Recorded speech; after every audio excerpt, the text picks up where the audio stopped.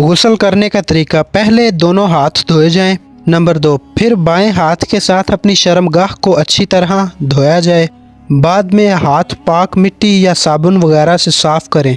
Number 3, फिर नमाज की तरह वज़ू करना चाहिए और पाँव गुस्ल से फारग होने के बाद धोने चाहिए। नंबर 4, वज़ू करने के बाद अपने सर के बालों में हला करें और इस तरह के हाथों की उंगलियां तर्क कर लें।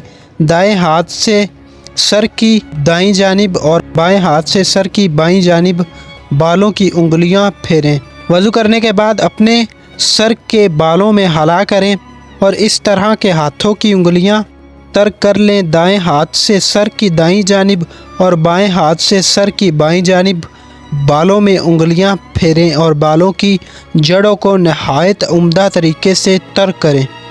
नंबर 5, फिर 3 चुल्लू पानी भर के सर पर डालें। नंबर 6, फिर बाकी सारे जिस्म पर पानी बहाएं। नंबर 7, आखिर में पाँव धोएं। नंबर 8, गुस्ल दाईं तरफ से शुरू करें। नंबर 9, औरत ने अगर बालों को मेंढियों की सूरत में बांधा हो तो गुस्ल जनाबत या गुस्ल हैज़ के लिए इन्हें खोलना ज़रूरी नहीं, मुस्तहब है। सिर्फ इतना भी काफ़ी है कि औरत अपने सर पर 3 चुल्लू पानी डाल ले। नंबर 10, छुपकर और सतर ढाँप कर गुस्ल करें। नंबर 11, ठहरे हुए हौस या पानी में गुस्ल जनाबत नहीं करना चाहिए।